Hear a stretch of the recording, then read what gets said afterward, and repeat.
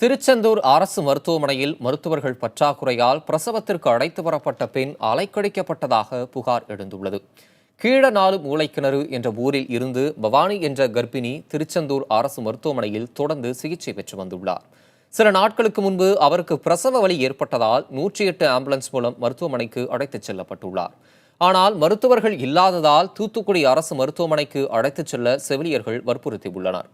மாவட்டத்தில் 3வது பெரிய மருத்துவமனையான திருச்செந்தூர் அரசு மருத்துவமனையில் மருத்துவர்கள் பற்றாக்குறை தொடர்வதாகவும் அதனால் நோயாளிகள் கர்ப்பிணிகள் அழைக்கப்படுவதாகவும் மக்கள் புகார் தெரிவித்துள்ளனர்.